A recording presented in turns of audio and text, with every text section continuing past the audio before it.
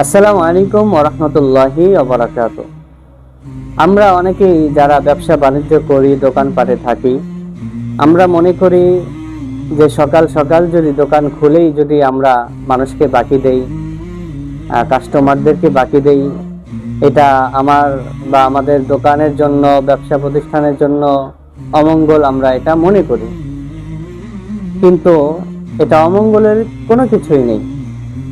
কারণ একটা মানুষ যদি সৎ হয়, দিনদার হয়, নেককার হয়, আর যদি এই আশা করা যায় যে তাকে দিলে সে টাকাটা মেরে দেবে না, বাকিতে দিলেও সে পরবর্তীতে টাকা দিয়ে দেবে বা পাওয়া যাবে, এমন যদি আস্থা বিশ্বাস থাকে, তাহলে তাকে যদি আমরা ধার দেই বা বাকি দেই, এটা কর্জে হাসানার মধ্যে পড়ে। আর এর মাধ্যমে আমরা সওয়াবের অধিকারী হতে পারবো। কারণ হাদিস শরীফের মধ্যে আসছে, পয়গম্বর বলেন, লা ইয়ারহামুল্লাহ মান লা ইয়ারহামুন নাস। আল্লাহ তাআলা তার উপর রহম করেন না যে মানুষের উপর দয়া করে না, রহম করে না। এজন্য আমরা মানুষের উপর রহম করব, দয়া করার চেষ্টা করব, সাধ্য অনুযায়ী তাদের উপকার করার চেষ্টা করব।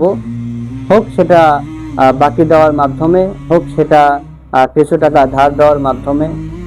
তবে আমরা সতর্কতা অবলম্বন করতে পারি। যদি তার উপর বিশ্বাস না থাকে, আস্থা না থাকে যে তাকে দিলে হয়তো পাওয়া যাবে না, তাহলে সেই ক্ষেত্রে আমরা সতর্কতা অবলম্বন করতে পারবো। বাকি বাস্তবিক পক্ষে যদি কোনো দরিদ্র মানুষ আমাদের কাছে সাহায্য সহযোগিতা চায়, আমরা তাদেরকে সাহায্য করব আমাদের সাধ্য অনুযায়ী। আল্লাহ পাক রব্বুল আলামিন আমাদের সবাইকে তৌফিক দান করেন। আমিন।